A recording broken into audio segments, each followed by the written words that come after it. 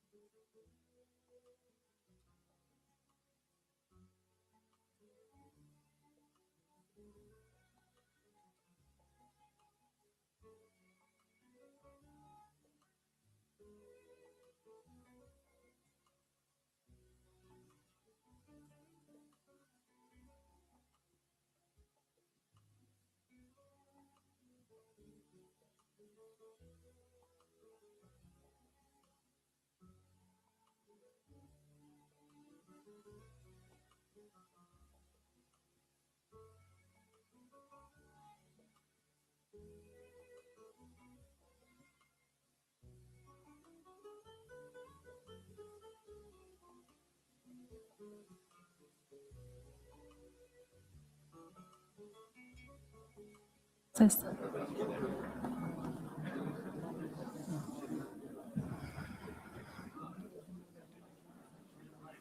Ladies and gentlemen, the Honourable Prime Minister of Malaysia, Anwar Ibrahim, the National Defence Minister of the Republic of Türkiye, and the General Coordinator of SETA has just honored the venue. Please kindly welcome them.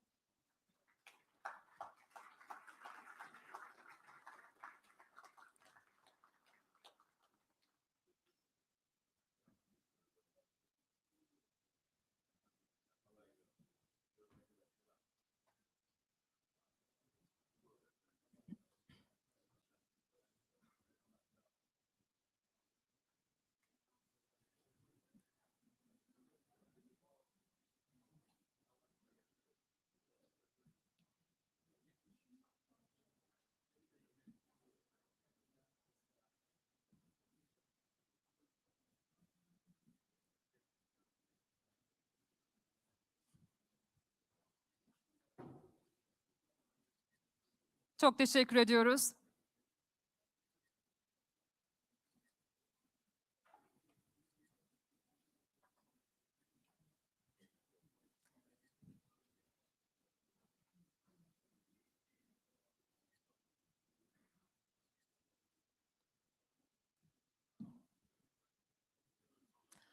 Honourable Prime Minister, Excellencies, ladies and gentlemen, and distinguished guests, welcome to the public lecture titled Power Shift, Strategic Choices for Malaysia and Türkiye. We are deeply honored to welcome you all here in Ankara today for this high-level discussion jointly organized by SETA and the government of Malaysia. Today's lecture brings together policymakers, academics, diplomats, and the distinguished guests, reflect on the evolving partnership between Malaysia and Türkiye, as well as the broader strategic dynamics shaping our region and the international system. This event also takes place in a very significant year for SETA, as we mark the 20th anniversary of the Foundation's establishment.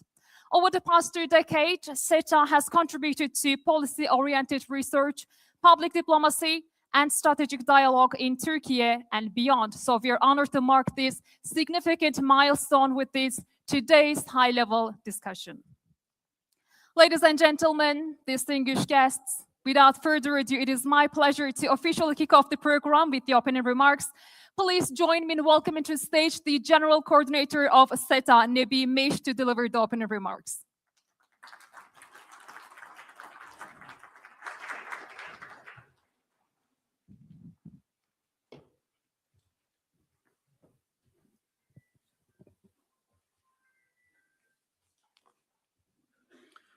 Honourable Prime Minister Dato Seri Anwar Ibrahim, distinguished guests, it's my great pleasure to welcome you to today's event, Power Shift, Strategic Choices for Malaysia and Türkiye, organized by the SETA Foundation. I would like to begin by expressing my sincere gratitude to Honourable Prime Minister for accepting our invitation and for honoring us with his presence here today. Since establishment of diplomatic relations in 1964, Turkey and Malaysia relations have steadily deepened within a strategic framework. Over the past 61 years, our two countries have developed a shared strategic vision, grounded in mutual trust and brotherhood. In recent years, relations between Ankara and Kuala Lumpur have gained renewed momentum. At a time when global uncertainty and fragility are increasing, this partnership offers a hopeful and exemplary model to the international community.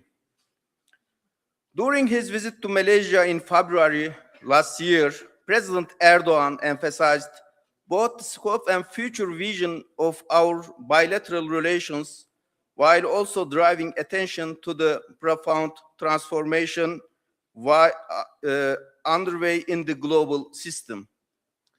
He underlined that the world is drifting toward a new struggle for power sharing, accompanied by deep political, social, and economic ruptures on global scale.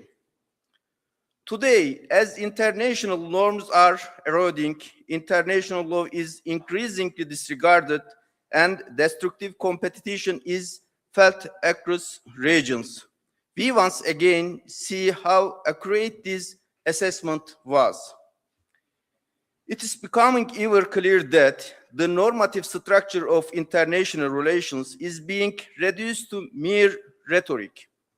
Those who remain silent in the face of Israel destabilizing attacks across the Middle East, and who continue to support the Netanyahu government despite these actions, are fueling a fire that threatens all humanity at the cost of contradicting their own professed values. In an era where humanitarian, moral, and legal principles are trampled upon, the fundamental question is clear: the stand with the just and against the oppressor. On this occasion, I would like to express my deep appreciation to Honourable Prime Minister and to the people of Malaysia for their principled and resolute stand against the aggression of occupying state of Israel, particularly the genocide in Gaza, which has plunged our region into catastrophe. The fractures in the global order, along with growing economic and political uncertainties and emerging security risk, point to one undeniable reality: new approaches, new partnerships, and above all, new perspectives are inevitable. In a rapidly transforming world, only those who adopt a strong, principled, and an autonomous stance will be able not only to survive, but also to shape their own future.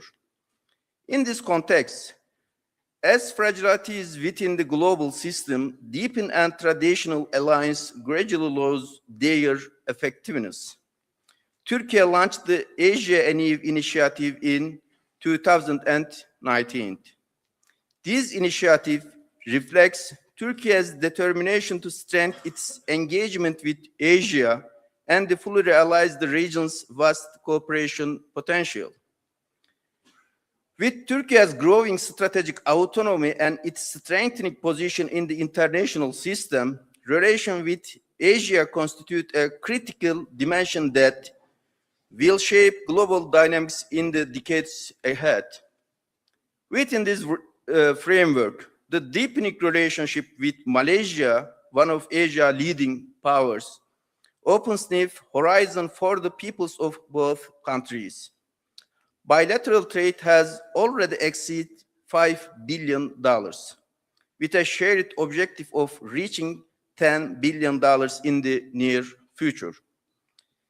This expanding economic partnership also reflects the growing ambition of Ankara and Kuala Lumpur to play a more influential role in the global system. The visionary framework introduced by Honourable Prime Minister Anwar Ibrahim under the concept of Malaysia Medeni will contribute not only to Malaysia's rising profile in the international arena, but also the broader Muslim world and global community. In line with this vision, we attach great importance to further strengthening our ties and deepening cooperation with Malaysian think tanks and academic institutions. Before concluding, I would like to extend my sincere thanks to my colleagues at SETA Foundation for their dedication and efforts in making this event possible. I would also like to express my deepest appreciation to Ambassador of Malaysia to Ankara, Mr. Sezali bin Mustafa Kemal, and his esteemed team with whom we have worked closely throughout this process. Finally, I would like once again to thank Honourable Prime Minister Dato Seri Anwar Ibrahim for honoring us with his presence today and for the valuable address we will have the privilege of hearing shortly. With my kind regards, thank you very much again.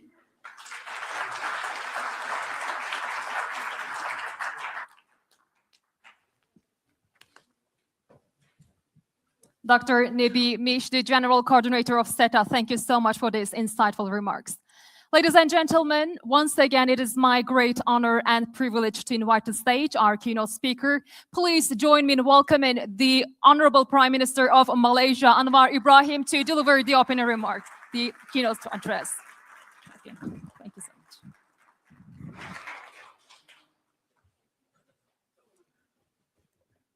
Assalamualaikum warahmatullahi wabarakatuh. Alhamdulillah, nahmaduhu wa nusalli ala rasulil kareem. Minister of Defense, Yasar, fellow ministers present, friends from the SETA Foundation, thank you very much. It's a great honor and pleasure to be back here in Turkey and more so to SETA.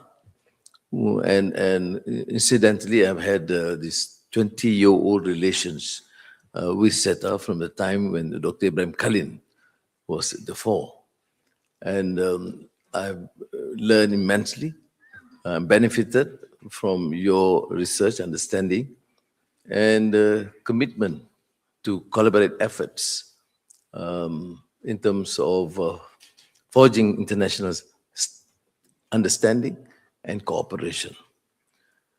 And now I think we've gone to a new stage of relationship where SETA and ISIS will form some form of an understanding to ensure that not only the relationship between the two countries, is further fortified, but to create this sort of awareness and understanding beyond the friendship and brotherhood between leaders. As you know, I have an excellent personal relationship with President Erdogan for decades. But as I said, our countries must forge this sort of a strategic understanding and alliance in the economic sphere, in the various strategic, defense, cultural, educational, research, because that would ultimately determine the success of our societies. So thank you again. This morning, our friends in SETA did give me some briefings. I've had too many briefings from SETA already, and I must say that I would continue to benefit because it's one of the outstanding research and international foundation that has contributed immensely to the understanding not only of the people of Turkey, but of course people in this region. And that's why I'm rather supportive and excited with the fact that you have now formalized the relations with an important strategic think tank in Malaysia, ISIS. Now, our interests are, of course, complementary. We have seen now the period of uncertainties alluded to earlier. I made references to post-normal times, the complexities, the contradictions, the chaos being created, and in the political arena, the sheer hypocrisy and contradictions in terms of what has been pronounced and proclaimed, and the actions implemented on the ground, whether it's Gaza or Venezuela or what have you. So I think it is therefore important for countries, emerging economies, to realize that our future is not necessarily be tied to the dictates of the big powers, be it United States or China. And that's why I think I believe that my colleague, President Erdogan, have taken a very realistic position, as we have in Malaysia, even when we were presiding ASEAN last year, a very strategic position to engage aggressively, actively, to benefit our country and our region by fomenting strong relationship, both United States and with China, but at the same time, understanding and accepting the fact that our region, and particularly in Southeast Asia, has this enormous potential to effectively collaborate in terms of trade, investments, and all related fields. And of course, also to open up new markets. That is why we are, like Türkiye, in the regional setting, in the OIC, of course, supporting the endeavors of the United Nations as an effective multilateral institution, but also to join new initiatives that could broaden our horizon and extend our penetration to new trading alignments, such as with within BRICS, for example, and any sort of a third world network arrangements. I made a particular reference to BRICS because I am, like many of you, rather excited and supportive of the need to forge new collaboration, new alliances that will benefit us, and not just lament and regret with the fact that major countries are not necessarily consistent in their policies, supporting rule-based international order or rule-based trading arrangements, but doing nothing, hoping that things would change. No, things will not change.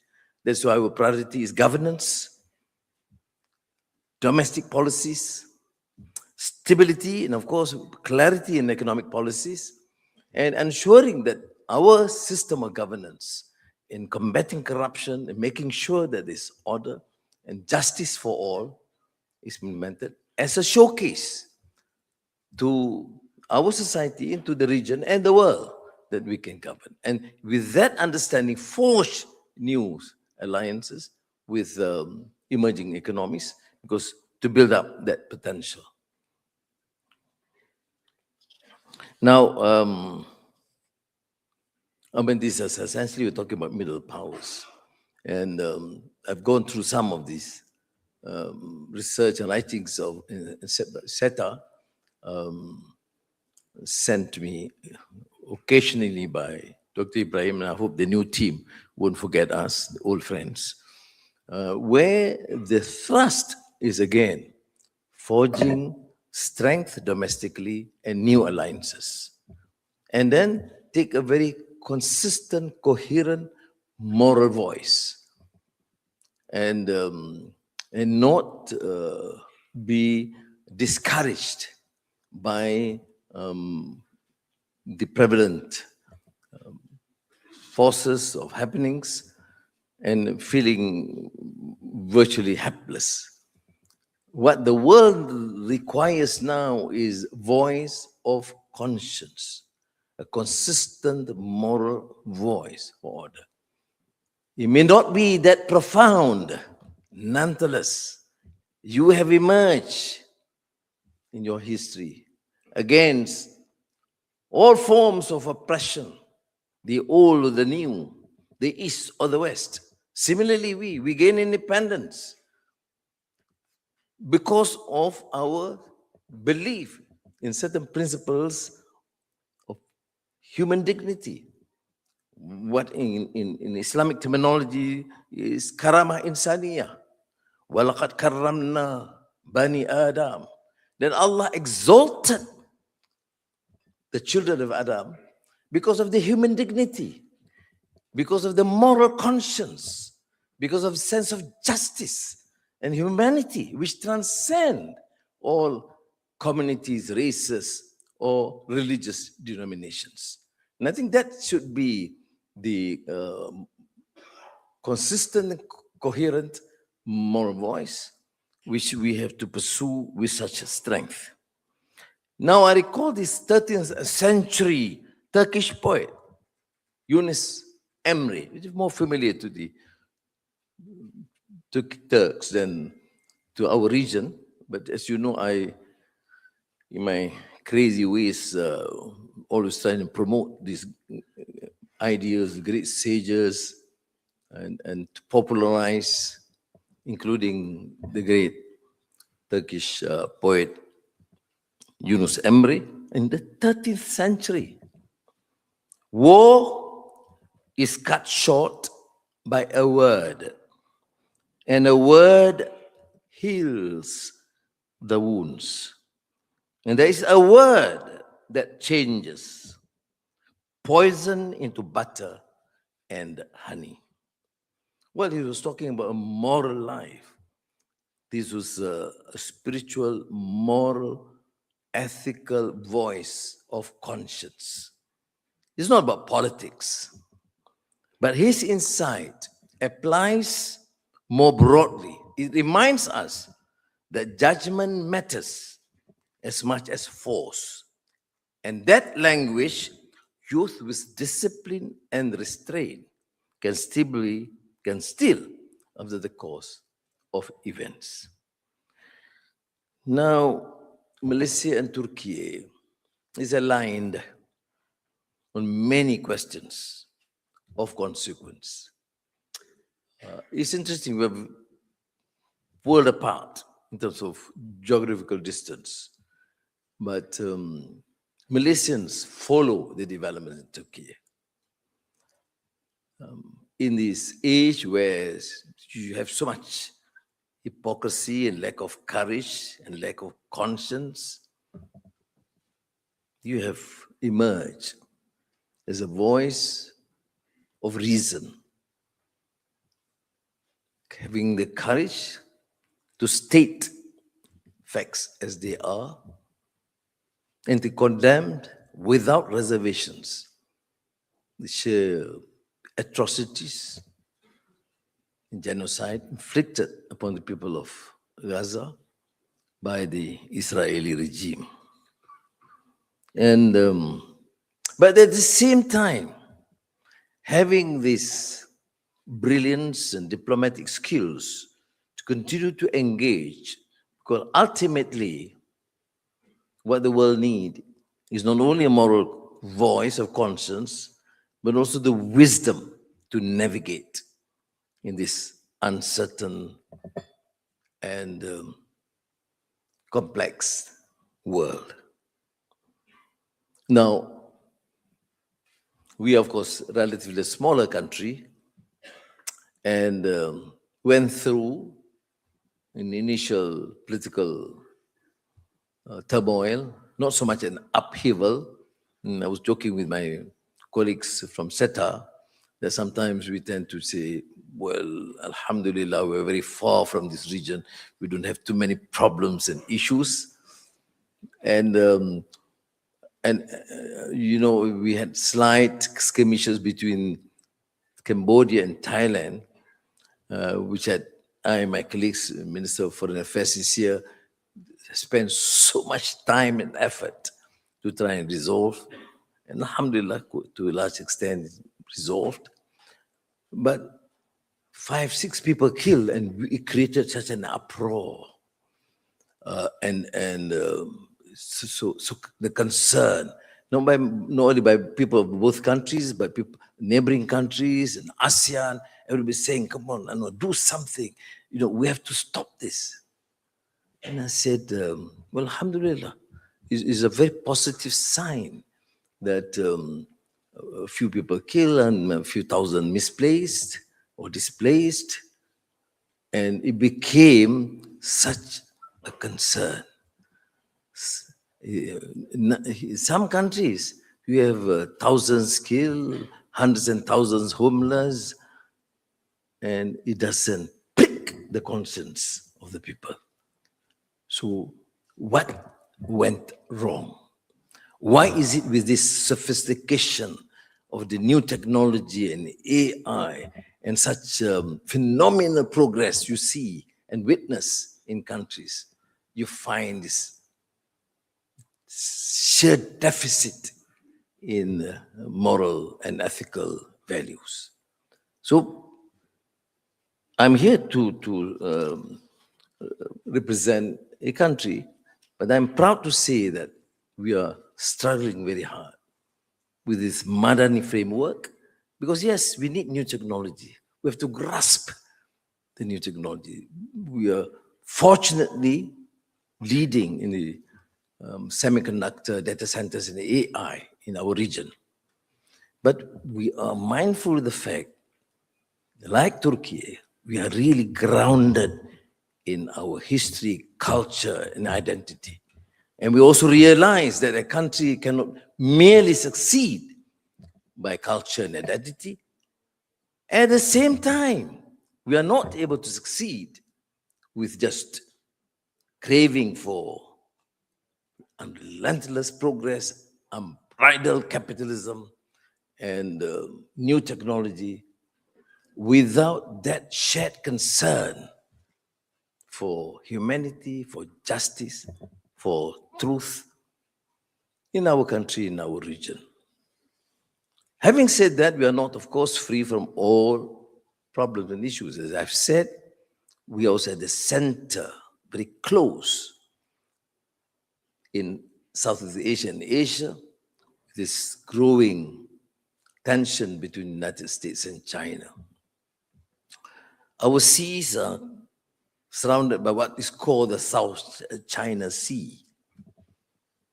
But I would say again that we are realistic enough to navigate wisely, to say that whilst United States remain our number one player in terms of investments and trade, China is becoming a very important neighbor.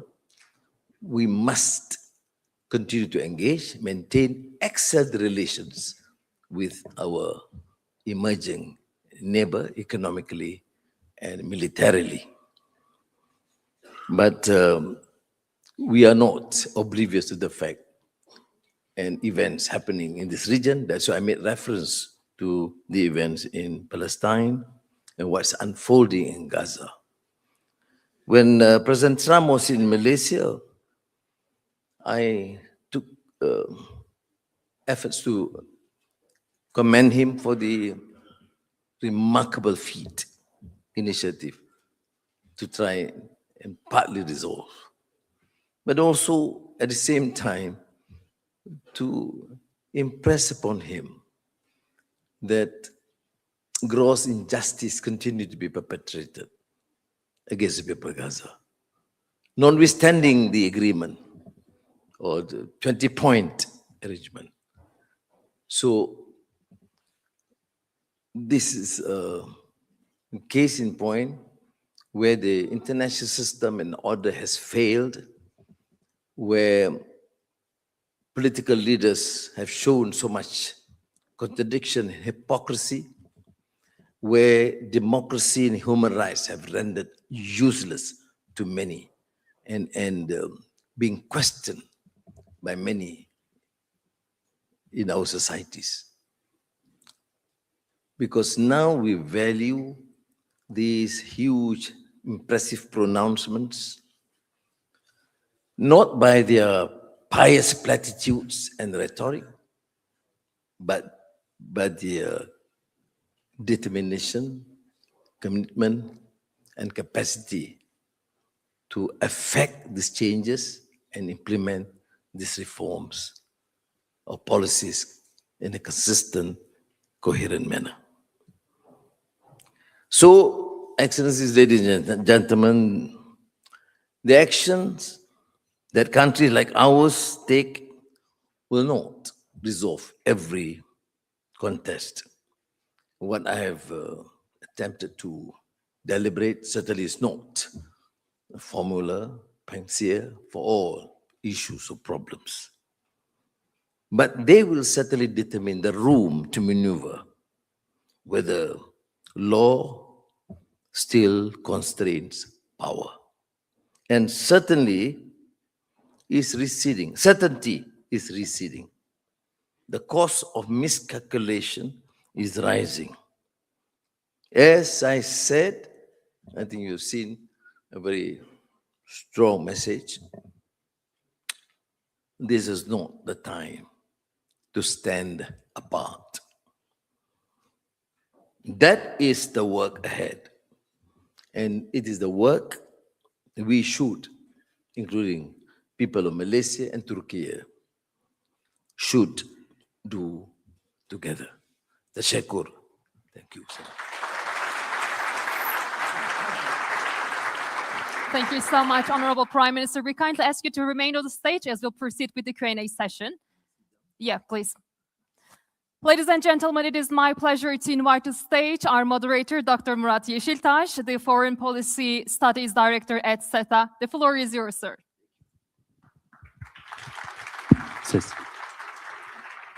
Ladies and gentlemen, the Honourable Prime Minister, thank you very much for your speech. It was a very fruitful speech. Thank you for this.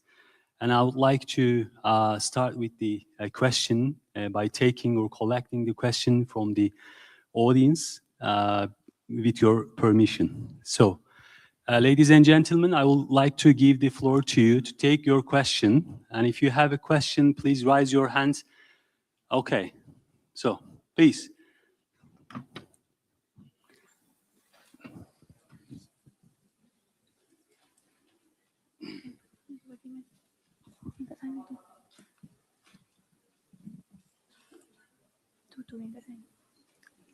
Someone can check the microphone, please.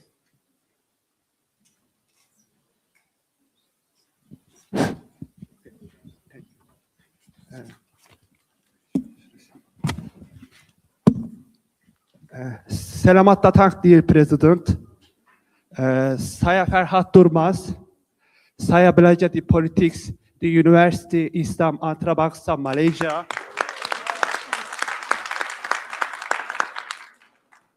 serenok jumpa abak di sini. Saya bekerja di University Ankara. With your kind permission, I want to learn that. As you said that China is a important country for Malaysia. Also, South China Sea dispute is a big challenge for ASEAN countries and Malaysia. How can ASEAN overcome this dilemma? Thank you very much. Thank you. Honourable Prime Minister. Terima kasih.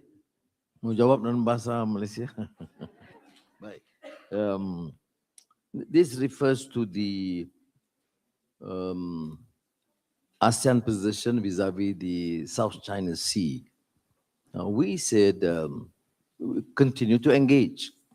As far as Malaysia is concerned, there are of course conflicting claims, but we have not had issues, no skirmishes. There are some problems with the Philippines. But our position is, and I think the Chinese have also responded, that number one is UNCLOS. Must commit ourselves to the UNCLOS law of the sea arrangements. Number two, the code of conduct. ASEAN have agreed, China has agreed. Now we're working to have some sort of an arrangement. We have a code of conduct to make sure that there is free navigation. It's not used to be a battleground for superpowers. And we believe it is better that ASEAN and China engage amongst ourselves and not to complicate it by involving others. Others, of course, can engage, but in terms of our attempt to secure peaceful, amicable resolution to the so-called Southeast Asia, South China Sea problem, it is laid down with such clarity within the ASEAN mechanism with China. Number one, submit to 1982 UNCLOS. Number two, formulate a code of conduct. Meanwhile, ensure that there's no undesired attempt to transgress that could emerge or escalate the issues there. So as it is now, South China Sea is being talked more by outsiders. It's a concern more to Europe and the United States. It is some concern, yes, but little in South Asia, because I see Malaysia is surrounded by South China Sea. We have not had problems. Do we have issues? Yes. But do we have issues that could probably open to new conflicts? No. So thank you. Okay, thank you. Yes, buyurun. Hande Hanım buyurun. Mikrofon oraya.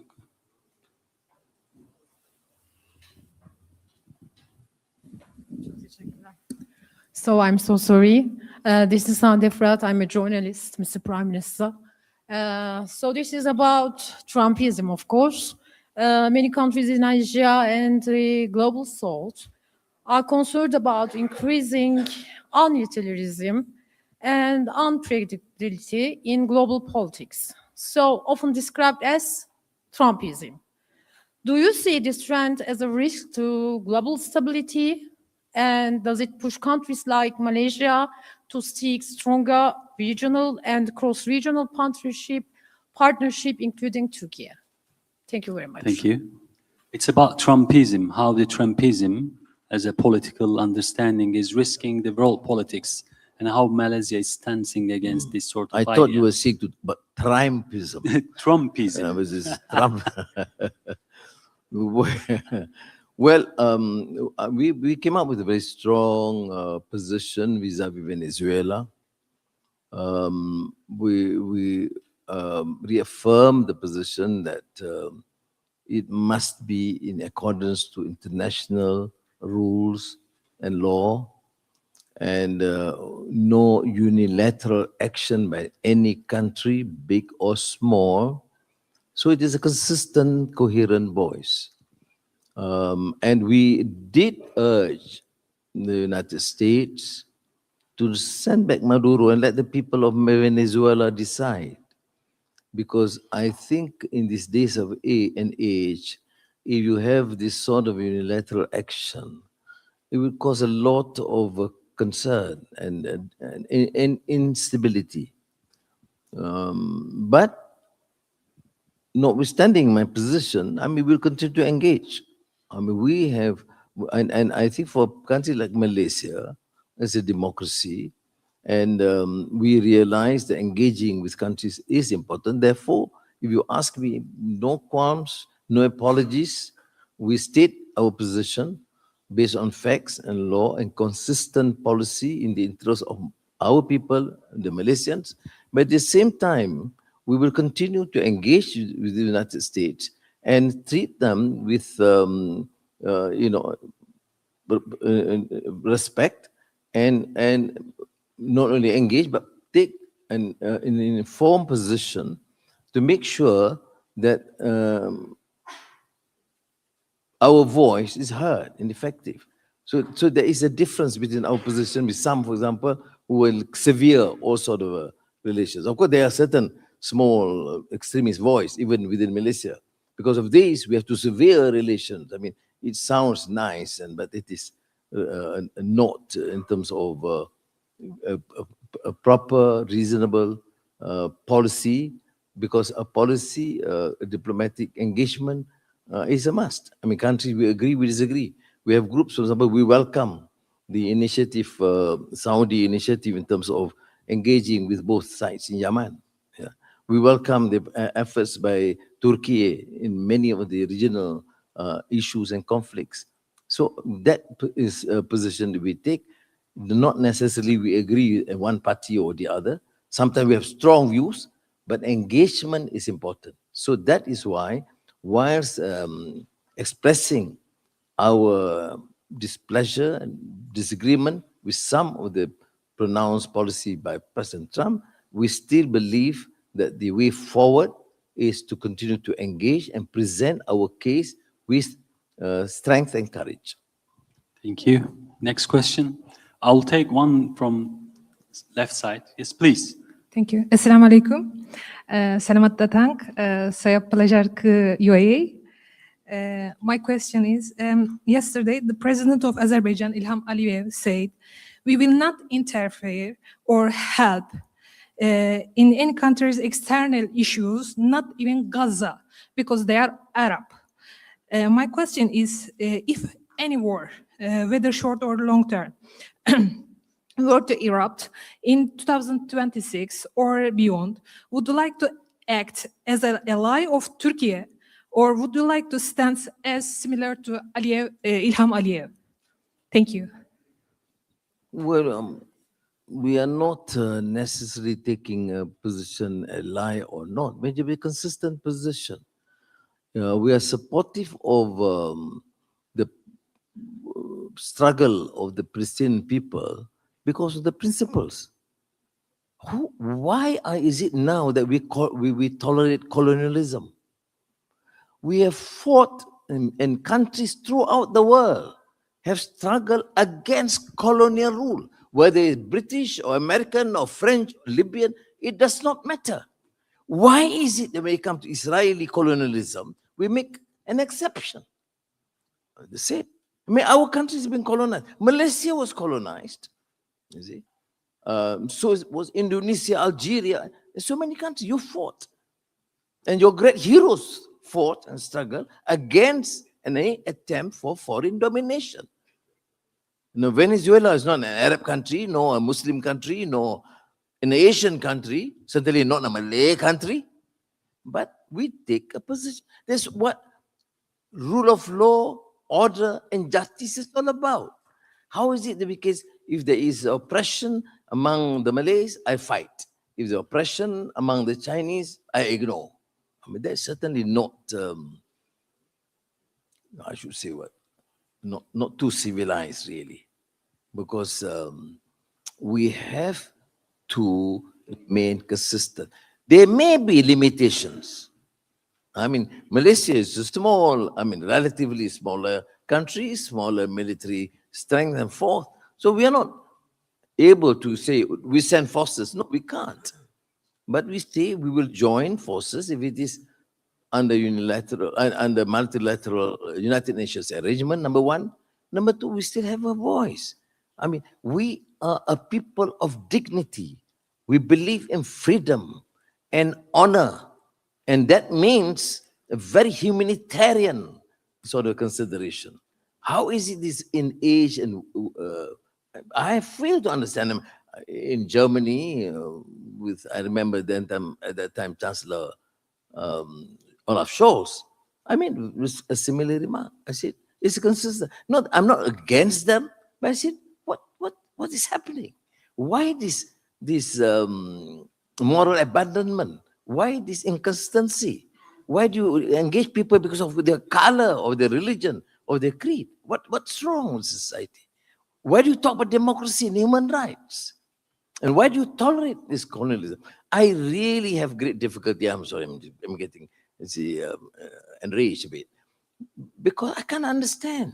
Why is it? I mean, it doesn't matter. It happens that what is happening now in Gaza is because of the Israeli atrocities. Okay? It can be some other nations, some other countries, our position will be the same. Americans in Vietnam, or the French in Vietnam earlier, or the French in Algeria. I mean, our position has been coherent. Come on. It's now 2026.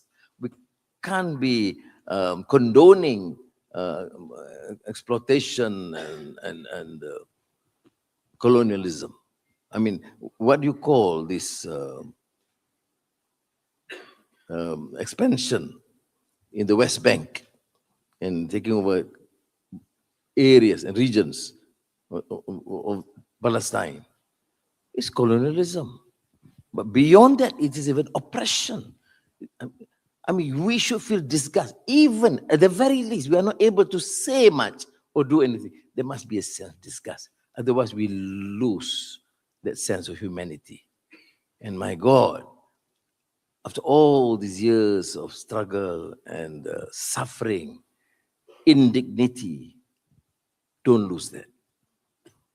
I think what we have learned, what I've known, I'm a student of history, including of Türkiye. Your determination, your fortitude, your relentless pursuit for freedom and justice, because you have not lost your humanity, your dignity. So it doesn't matter. I'm not referring to any person, any country, but I think we have to regain our moral voice. Thank you. Thank you. Thank you. There are a lot of questions. I'll take one from over there. Yes, please. Welcome to Turkey, Prime Minister. My name is Mert Koray Karahasan.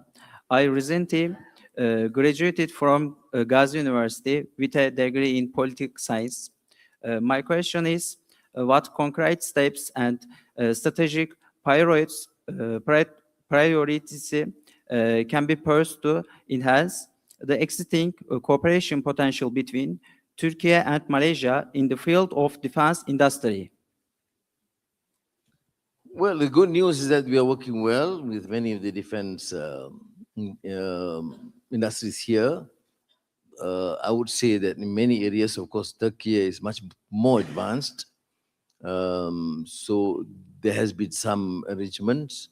We have procured some, but I would commend Minister Yasar is here, one positive trait, that unlike the arrangements in the past, the arrangement with Turkey is as friends. You train our people. There is a transfer of technology. It's not just like the old arrangement with the ex-colonial powers, extort as much as possible. No. So this new arrangement, including defense procurement, is important.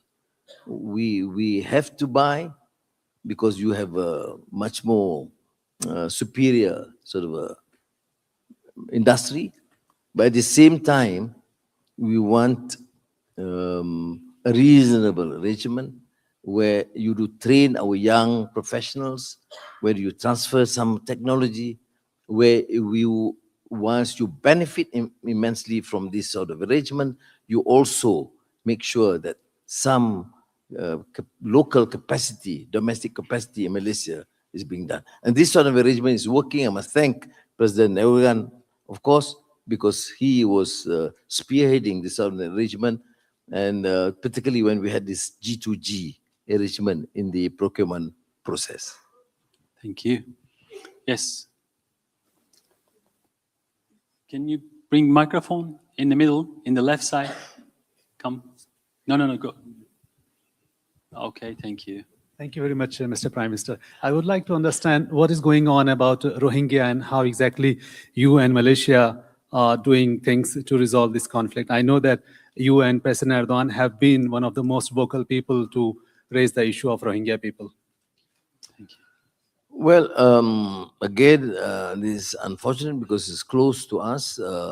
I met the military general, Prime Minister Ong Lai, early this year with the foreign minister. That was soon after the earthquake. And I told him, on humanitarian grounds, we will support. We will set up a military hospital, field hospital in Myanmar.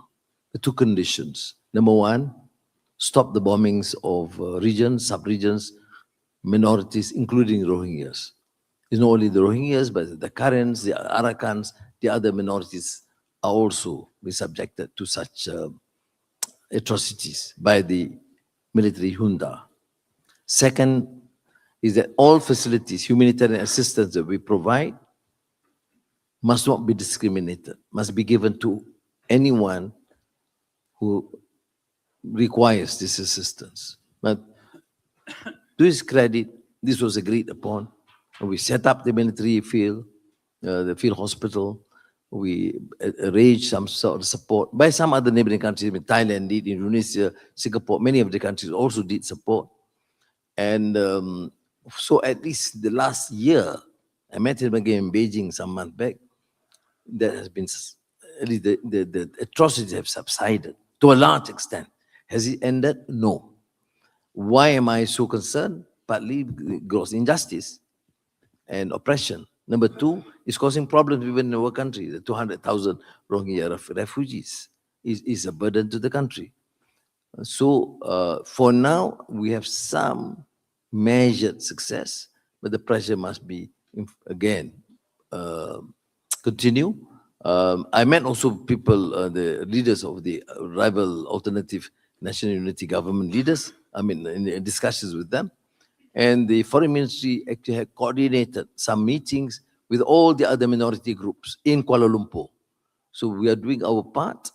There's been some measure of success, but it's a long way to go.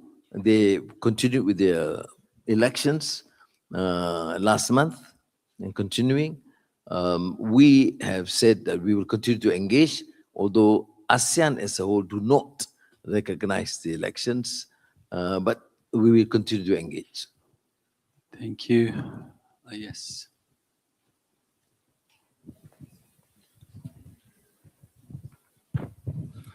Thank you very much. Welcome, dear Honourable Prime Minister. It's very nice to see you. I'm Kamil Tarhan, Doctor of International Relations at Ankara Social Science University. Also, I am the alumni of IAUM. I obtained my PhD in Malaysia. It's nice to see you here. It's a pleasure for me. So my question is, Malaysia is one of the balancing countries in the Southeast Asia. At the same time, Turkey is a both NATO member and the country strong ties with the global South, specifically Western organization. So in this new era power shift, is it possible for Turkey and Malaysia to develop common strategic stance throughout the regional organization? Thank you. Thank you. Well, it's a bit too ambitious, but realistically, I would say this, that yes, we are working together very well. I mean, the relations between Turkey and Malaysia has been excellent. It's a comprehensive, strategic at a higher level. the highest level possible. We're one of the few countries that we have excellent sort of relations in all fields. And we are very comfortable with arrangements with Turkey, and that would be a fair beginning. But to suggest to go beyond that, of course, Malaysia has limitations. I'm mindful of the fact that we are, relatively an emerging economy. We have to give a lot of importance and focus to domestic affairs at the same time, and the region, ASEAN, and the OIC, and of course, Turkey comes in as a very important player in this field. I think many ways I've always told President Tayyip Erdogan that please take the lead, and we are with you. Honorable Prime Minister, should I continue to collect the questions? Yeah, okay. Yes, please. It's not true. I am Dania Kablawi, TRT Arabic correspondent. Your Excellency Prime Minister, in light of your criticism of the failure of the international system on issues such as Palestine, can Turkey and Malaysia jointly lead a framework for political and moral cooperation within the Muslim world and on the international stage? Thank you. I mean, as a country far from the events around Gaza and the region, Middle East, we have been very supportive. When Crown Prince Mohammed bin Salman took the initiative to organize, we immediately gave the support. And when Turkey took the initiative, we commend him for doing that. And then President Abdul Fattah Sisi said, we are coordinating a meeting. Can you be jointly sponsoring this conference for the reconstruction of Gaza? We said, of course, yes. Even the foreign minister given the arrangement about the possibility of an international defense force, a peacekeeping force, as long as under the United Nations auspices, we are okay. So whatever is necessary or to help, we will do it. But of course, we are not going to surpass the role of these neighbors and the big players here. So I can safely say that as far as we are concerned, we are very committed. We continue. And I say it's not only issues of Gaza, even in Rohingya, I said, the problems in Myanmar or Cambodia, Thailand. Whatever capacity possible, we are here because we believe in justice, we believe in peace and human dignity. Okay. Shukran. Yes, please. No, it's in the... Just two, okay. I'm going to collect two more questions. Hi, Mr. After Prime this Minister. one. Okay, please. Welcome Turkey again. A few years back, Malaysia started initiative between Turkey, Malaysia, and Pakistan to build an alliance, not just politically but militarily as well. But it was failed, as Mahathir was Prime Minister of Malaysia at that time, but he was old and not too much energy to run the initiative. And Imran was Prime Minister; he's not anymore. Do you have any plan to restart that initiative to build an alliance between Malaysia, Turkey, and Pakistan, rather than just political, but political, economic, and militarily? Thank you very much. Well, there has been an earlier attempt like D8 and to formalize relations between countries. I'm open to any idea to help one another, bilateral, multilateral, regional, sub-regional. We are a major, not player, but major supporter of this initiative. For the region, of course, we believe in ASEAN, central to this.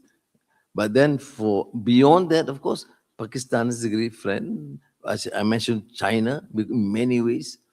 And it's interesting, China, because of their engagement with us, I have been a strong promoter of dialogue with the regions. I mean, in the West, when I was say teaching at Georgetown, we talk about Islam and Christianity dialogue. But in the region, it's more relevant to have a dialogue between Islam and Confucianism. And it's interesting, the Chinese have responded to this and say, look, they are supporting a conference next month, I think. Is it next month? April. April. See, my boss says April. I say yes. April on Islam and Confucianism. Can you imagine? That's why I think engagement is important and not confined to countries. I mean, with Pakistan, of course, we told them, other than diplomatic, defense, economic engagement, also to promote the teachings of the works of Allama Muhammad Iqbal. And we have forged a very aggressively the translation of many of his works into our language. But whether we should go and confine to this alignment with this only a few countries, that of course for the leaders to then discuss further. Thank you. Yes, yes. Assalamualaikum warahmatullahi dan salam sejahtera. Nama saya Guljan, saya tinggal di Malaysia 4 tahun. Saya pelajar di Universiti Islam Antarabangsa. Mr. Prime Minister, thank you very much for being with us today. I graduated from Islamic University of Malaysia 20 years ago. And I would like to thank you and extend my gratitude that while we were having difficulties in our countries, you open up your doors for us. And I think in this room, we are many of us graduated from UIA, and we're really grateful. Thank you very much for that. And with this, Malaysia is our second home. We are all in good positions now back in our country, serving our country, alhamdulillah. And we trying to strengthen the relationship with Malaysia as well.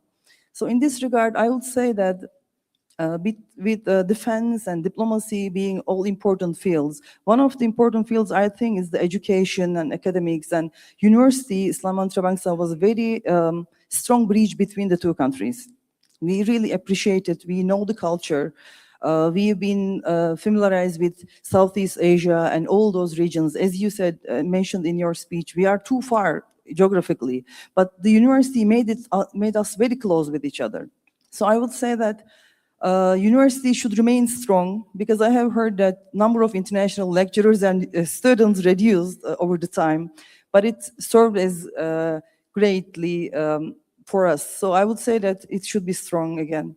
Thank you very much. Thank you. Thanks a lot. And I'm pleased with the confidence you have in the International Islamic University. The Minister of Higher Education is here, and we have appointed the new rector, Professor Osman Bakar, very known scholar internationally, and very determined to enhance the quality and of education in the IIU and expand the facilities to even foreign students. And I'm of course very much involved too. So thank you very much for the support. Do give your ideas and write to us in the because this is a strong IIU graduate community here in Turkey.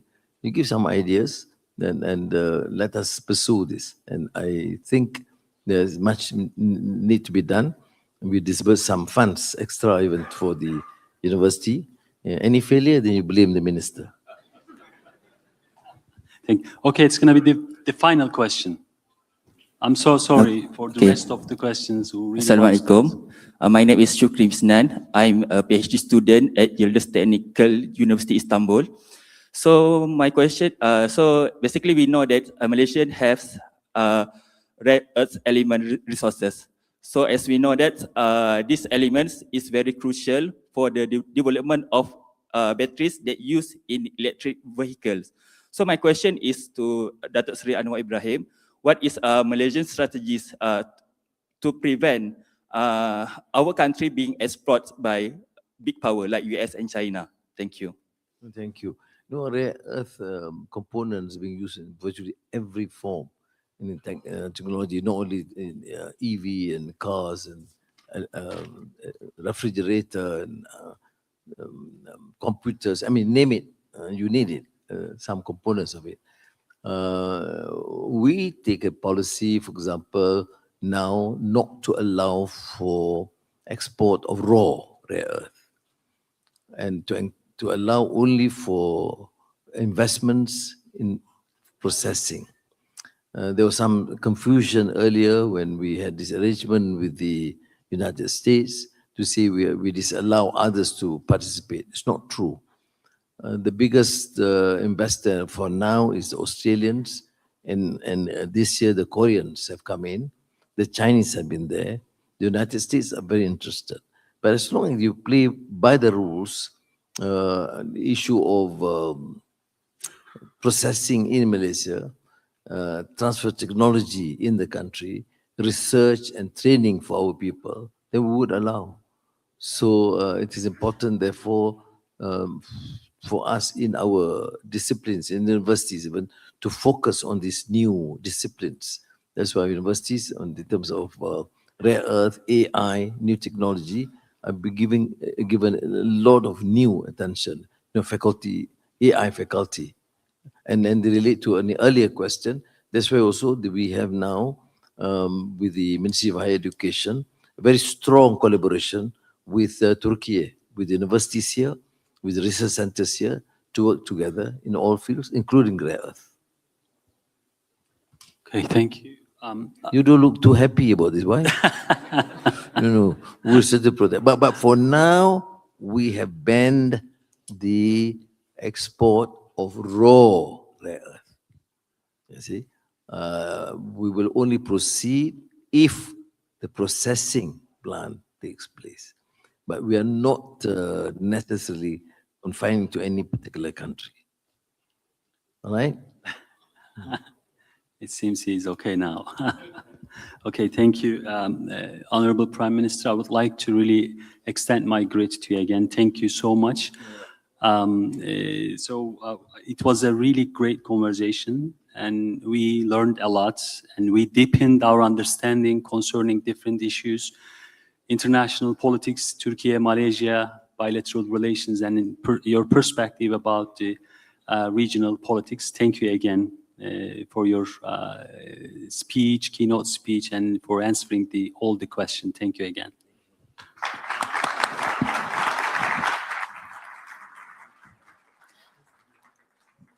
I would like to thank you all, our distinguished moderator and your Honourable Prime Minister, for this delightful session. Well, kindly ask you to remain on the stage as we'll proceed with the gift presentation on behalf